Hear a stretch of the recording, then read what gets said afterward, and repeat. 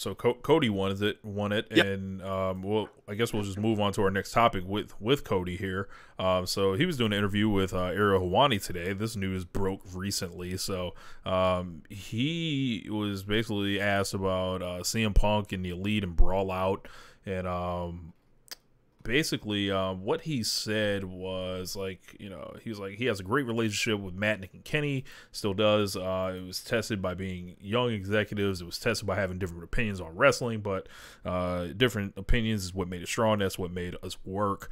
He wants to do Crockett and Old School, they want to do PWG and West Coast, and damn, I loved it. It wasn't, I like that. He said that tension is what made us bond. We're bonded forever because of the things we did. He said, I also had a great relationship with Punk. He was my dinner buddy. They'd order dinner for me in AEW as part of my management perks or whatever. I don't think he knew, but I always just put it on my tab because I wanted to make sure he was getting something. So we didn't talk a lot, but I had a great relationship with him. We still chat, and I was so excited to have him back. If you remember, when he came back, everyone was excited. So when he watched it from just sitting there, he was not, but there were people that were texting him. He said, I remember one person texted me, man, you're the smartest guy in the room. And I wanted to write back like, F you, man. I don't feel that way. I feel this thing we built got damaged. He said, I'm not blaming anybody. Sorry, I'm super Switzerland at this point. I'm not putting blame on anybody, but I just hated seeing that, because as the company grows, and I hope it continues to grow, I hope people will remember the mission in the first place, why we were there. And if you bring in people that don't know the mission, things like that can happen. I'm not saying Punk did. He said, I'm not saying Punk didn't know the mission or anything of that nature, but I was just bummed out. Sure, you're not, Cody. But I think Cody spoke for a lot of folks. Yeah.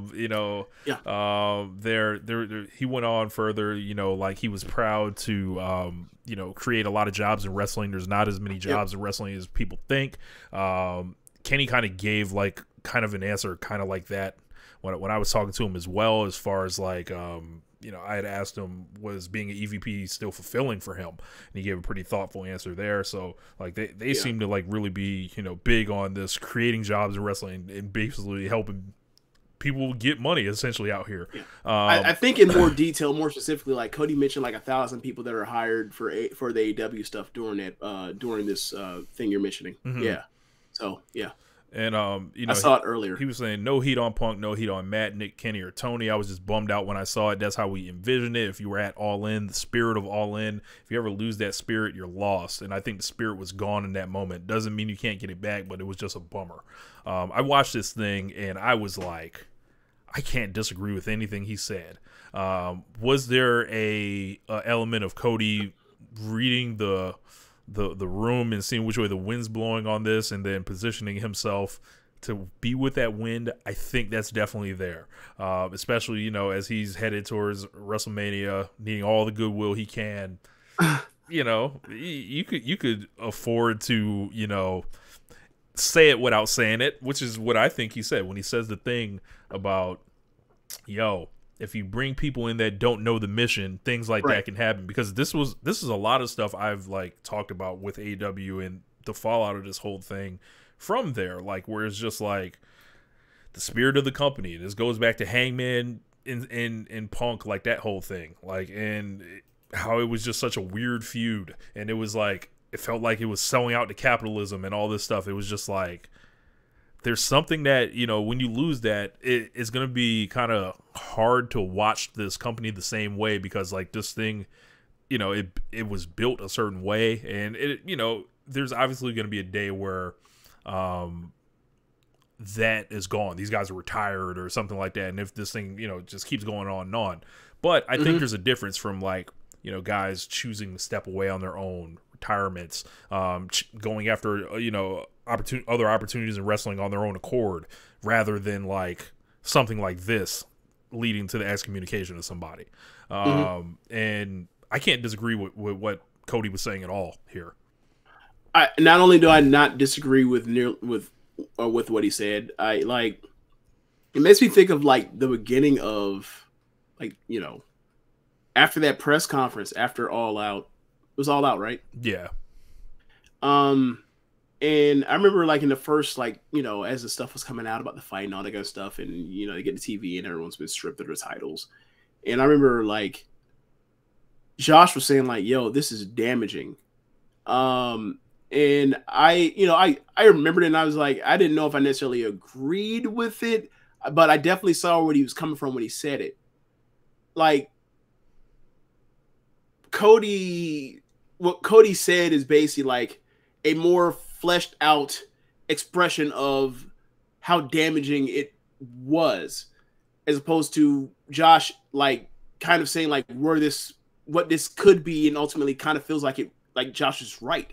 Like that basically was like the moment that the honeymoon was over with AEW. Looking back at the retrospect, like the benefit of the doubt and people loving this thing and even championing it or whatever else, like that's kind of out the window now. And even though they're on like one of their best runs of match quality or whatever else since the year started, it doesn't feel like earlier iterations of AEW as far as that, I guess for lack of a better word, that magic. I know it sounds so corny, but like it just felt like this is new and exciting, and you were watching, and there were new guys, and you know maybe I've never seen them from, maybe heard the names, whatever else, but like they were all fighting for spots, and it seemed like the chips were going to fall where they were, and then you know the CM Punk thing happens, and it's like, oh, it's just another wrestling company. It's one of the most competent wrestling companies I've ever seen, but it's just another wrestling company. And like it was going to happen eventually, but it stinks that like this was, looking back at it, like this was the line that's saying like that honeymoon period is over. And it does stink. And like now seeing like some of the guys that you know have been valuable on TV or like away because of different reasons, or they were trying to go back to WWE's, like you now are thinking of that stuff in the politics at play while watching, as opposed to just being able to watch it and being like anyone could possibly win because like nobody's out here like really just wants to have the best match or the best program, as opposed to like trying to, you know, position themselves to, you know, move themselves up the corporate ladder, if you will, you know, for 3 years down the line or 2 years down the line, or whenever their contract runs out, so they can renegotiate. And like, I think it's also another thing that's hanging over their head, like it's sort of Damocles, like the MJF shit. Like, I don't even think, like, when I put all this together talking just now, I don't even think about the MJF thing. And then like I saw your eyes go up and like you're talking, like that look to me was like you're thinking of MJF. Am I wrong? No. Okay. I'm thinking about the Elite.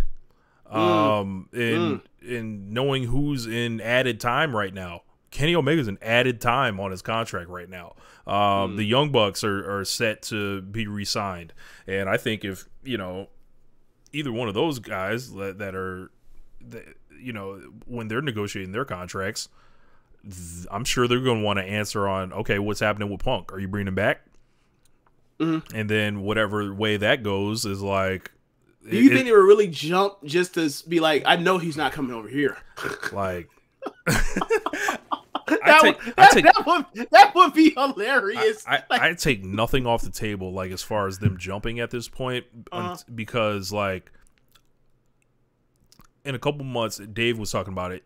He's gonna have to make a decision. I feel like he was speaking in coded language by saying, "All right, if you bring CM Punk back, that's gonna be like pretty much telling." The Elite, like, yo, like either you can get down or lay down from this point.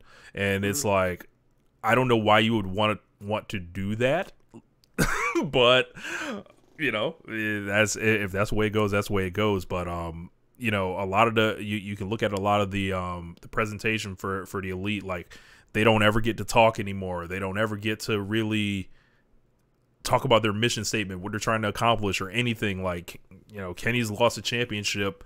Never has talked about it, addressed it, anything like that. It's been months and months and months at this point. You can see how New Japan Pro Wrestling was using them, and it was like it felt like just once in a lifetime guy. And then like, you know, you got him on Dynamite, and you know it's ho hum. You know, trios matches are good, but to be fair, I feel like that's kind of the like. I don't agree with the people that say that AEW does not have stories. but what I will say is, it feels like of late, and maybe it's unfair because like I did not watch the first 3 episodes of the year, but I have watched the last 2 or 3. It feels like the only person that gets on the mic and talks is MJF, and to a lesser extent Joe. But Joe's stuff is like really short and succinct and to the point. Yeah, it doesn't feel like many people are getting mic time to get their stories or their character over or their motivations at the time over right now. And I kind of feel like the matches are great, but like you might need to give match quality run right now. Yeah. Starks too. That's unfair. I would say Starks as well. But I feel like they need to kind of give people more opportunity to get over what they're getting over a little bit more. Like, because AEW, it feels like they've done less mic time than before in this recent run. Maybe I'm just tripping, but it feels that way. So I see why people say there's no stories. They're wrong as hell, but I think that's the reason why they feel that way. So let's go to some of the stuff in the chat. Like, we've got like a lot of people kind of weighing in here. We'll start with Zekmaki. He said, Rich James, do you put any blame on Hangman with a few points? Is he blameless in this though? He's not blameless, but he's far more low stakes. Yeah, he started with the inciting incident, but it never should have gotten to this point. And everything after that point is really Punk's fault. Like, if he had just left it the fuck alone after he did the call him out and he knew he's not gonna come out for the segment and left it at that, it's fine. But once you go to the press conference and do that, it's like look at the damage. Yeah. Like the Chris Brown song, look at the damage. Like I once said, it was like, you hit somebody with an open hand slap and they like ran you over with a Mack truck in response. Like it's uneven. It was so outside. The response was so outsized. Yeah. So Keem was saying he agrees with James here. Brawl Out was the first time the AEW cloak was fully exposed after the honeymoon period was over, and at the same time WWE went through a hard change for the better business wise. Crystal Fisher said Punk wrecked so much it's genuinely sad, and there's potential that it costs the elite. Keen to see what you ask Kenny Rich. Yeah, definitely look out for that. Keem also says, I love Punk and I'm a fan, but the fact people won't even allow valid criticism against him to be put on the table is frightening. I mean, yeah, it's weird. I mean, but that's kind of been fandom. That's kind of been CM Punk's fan, like the fanhood behind CM Punk for years and years. Like, regardless, like I thought he was in the right with a lot of the stuff with WWE, but like you can listen to that Colt Cabana interview, like, and I think there are things like, you can look at and be like, yo, WWE failed him, like, on all this stuff. But, like, some of that stuff was self-induced. And I don't think people, all that, what would Harley Race do shit, like, that's him believing in that macho bullshit, like, that could end someone's life, essentially. We've seen a lot of people in wrestling just like run themselves to the ground, like trying to keep up with how it was always done, whether it was through drugs, whether it was through just being up late at night and driving. And we were talking about that back then. Like, I see why he felt that way, because he was put in that environment that leans on people in that way. Except for, Randy Orton and seemingly John Cena at the time. So, like, I see why he felt the way, but he also got to be smart enough to be like, look, I'm kind of a made person here. I don't have to put the pedal to the metal and end up, white knuckling the way that he did.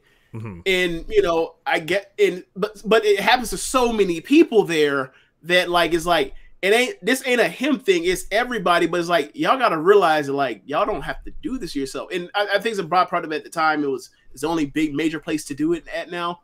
But yeah, like, I mean, like that's the story with Moxley. Like, you go through that Mox book and it's like, it's the same thing. Like, he's ran up the wall. And I said, recently, like, there are ways to handle this as far as like the burnout factor with WWE and going to AEW. Is like, you could be John Moxley or you could be in CM Punk.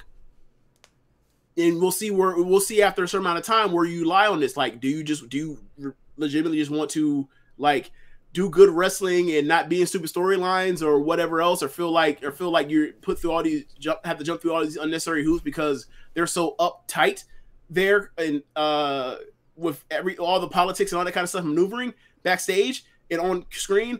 or do you just want to like do good wrestling, or do you actually like want to like play the game of succession and climb the road to the top, and you feel like this is an easier mountain to climb over here? Because like they're gonna step that shit out pretty fast that you're out for yourself at AEW, because they have experience with people that have done this, like the Punk thing just recently is the most notable example.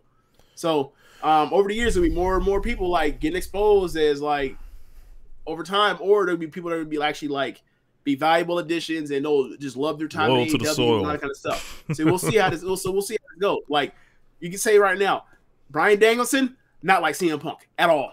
Claudio, not like CM Punk at all. Chris Jericho, John Moxley, not like CM Punk. Right.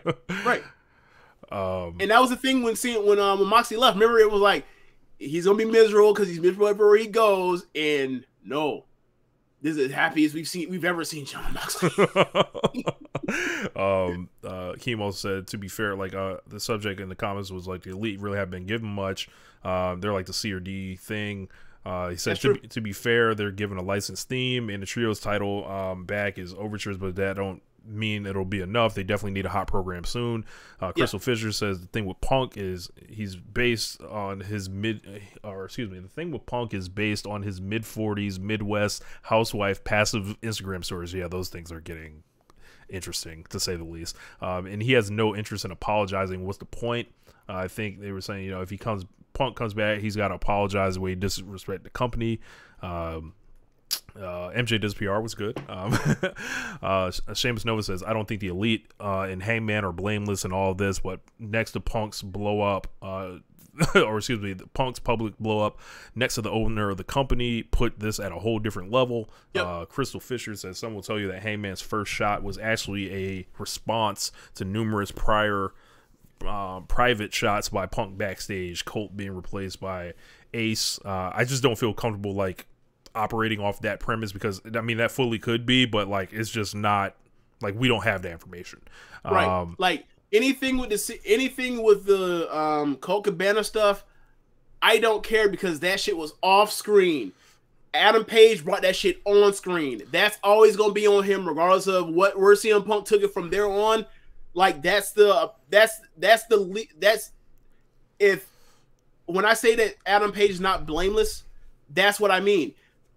We never know where it leads to as far as in behind stage, quite frankly, I don't give a fuck, because I'm watching a TV thing. I don't care about like the actors or in this case the performers not liking each other. I don't give a shit. But once he did that started this, and then Punk just took it way too fucking far. Yeah, like the only thing that I can really say that's like confirmed is like some like they had some backstage meeting with them that was either after the Double or Nothing promo and before the CM Punk response, that it was like, all right, why are you going back? Because I thought there was like a squash it meeting backstage with Hangman and Punk, but let's see. I mean, that's the thing, right? Like, you hope that like people can butt heads and then eventually can let stuff go, right? Like any of y'all that's ever played sports, high school level, there's always a fight or fights, and everybody gets broken up, and you got to go back to playing. You got to go back to practicing, right? And like whoever lost or whatever else, like, you gotta get over that shit eventually. Like maybe people will bring it up, in passing, or people will bring it up because there's always gonna be a winner or a loser, or if it's still maybe either way, like someone will get laughed at about whatever else. But like over time, you gotta get over that shit and move on. If you keep holding on to that shit, then like that's a you thing. That's not that's the game. Like it's competitive business. People are gonna butt heads, but you hope, but the idea is that like that's not supposed to last forever, or you're not supposed to be mad enough to come back months after, or come back from an injury to come and shoot on a motherfucker, in their home area. Like that's what Punk did, and that's like, that shit was unprofessional, and that's and then like the shit then kept going. All bad, man. Ugly. Keem says, what do you think will actually take for it to be settled, if it can at this point? Honestly, I don't know if it can be, and but I feel like we're gonna get our answer like relatively soon, the next couple months. Like as far as like every day that goes by and at least not re-signed yet, I think is something to pay attention to. And then that coinciding with Punk actually clearing up from injury, which will probably be around like 3 months from now. Yeah, I think honestly, what it would come down to and what would solve this thing is Tony Khan and all the hinting and pointing and nudging around. Like, he clearly wants CM Punk back, and he's always wanted him to come back. He comes back, he shows up, he says what he feels he needs to say to whoever else, and go from there and get in a program with someone that's not involved in that shit, and then go from there. And then, like, if they eventually, and they'll all be around each other, and then they'll see the ratings, and they'll see who's programmed with who, and then eventually somebody along the line will be like, fuck it, I'll work with him. It's been enough time. I'm over it. We talked, blah, blah, blah. We patched it up, whatever. That's how it should work. Like, this CM Punk thing is not shining bread. It's not even close. But they still managed to work together with each other, right? Like, this, like, if they can't figure this out, like, I think we're kind of done with, like, interpersonal dynamics in the pressure cooker of entertainment. Like, if they can't figure this out, because, like, I think Lance has said stuff like this, like, no one has ever been, like, no one, and you look at overall history of this business, no one has ever been fired over something, over getting in a backstage fight. Yeah. And that's real. Obviously it's a different time, it's a different standard or whatever else, but, like, it's not a sports team, but, like, sports people, like I mentioned, like, people get in fights, it happens. So, like, I would be disappointed if they can't figure it out, if they can't, like, make this a workable situation where he can come back and whatever. And, like, when he comes back, he's gonna have to eat a lot of shit, or he's definitely, either way, he's gonna be a lot of booze, whatever else, and he can make that work because he's that talented or whatever else. And he will still be valuable the second he comes back. The thing is, will there be people that want to work with him? Yeah, because if everyone Adam brings up, like, it's not, because it doesn't matter how good he is if everyone boxes him out. If he gets boxed out by everybody, then what can you do? You gonna do programming with Jungle Boy? Like, he was mentioning Jericho not fond of CM Punk. Mox may not be fond of CM Punk at this point. Well, I mean, that promo, like, when he said his path for his title, like, when he cut the promo of the year, like, I mean, that was a huge part of it. It's like, this promotion was built to not deal with this kind of bullshit that I'm now having to deal with and talk in front of you and explain. Yeah. I think TK's got to eventually, like, come out either in some type of press conference or, like, official kind of statement and really kind of step into the middle of this in a way that he did not at the press conference. He kind of, like, went as far away from it as one could, but he's gonna have to either be like, this is what's happening, and be transparent with people. I think we can all handle it at that point, especially, like, these guys are making, millions of dollars each. Like, I feel like, and this kind of a big reason why I didn't bother asking Kenny about it. It was like, yo, like, it's ultimately not, like, the person that's going to have to, like, make the decision is TK or solve it or anything like that. But, like, yo, he has to make his intentions clear that he either wants one of these parties back or both of them back or none of them back. Like, and, Crystal Fisher brings up a great point. Like, one thing Tony did that was weird was he went on Observer Radio last year and he was, like, essentially promoting, like, the idea that Paige and Punk don't like each other. And I remember he was, like, saying something like, that can be good, for us. And, like, it was like, it can, but, like, I remember that. I will say, when he was saying that, he was more, it felt more like he was thinking out loud than actually saying that's what his hope is. Mm-hmm. So, to be fair, it was more or less saying, like, people do have, had beef and they've done, so he has a point, but I wouldn't put too much stock in that, at least as of now. But I will say, everything else screams to me that he really wants Punk to come back. Yeah, it just, like, but it's so far out that it's not even worth, like, we're talking about it. We've been talking about it, but, like, we'll see. We'll see in a couple months when he's healthy enough when they figure out if he's healthy enough to finally cut him or whatever else. But I will say, like, back to the sports analogy, if the whole locker room doesn't want him, he has to go. We're just gonna see if enough time has passed and he's able to patch up enough stuff to where people will be able to get over it, because it's been months. It's been since the summer. Yeah. So Cooler heads can prevail, but we'll see.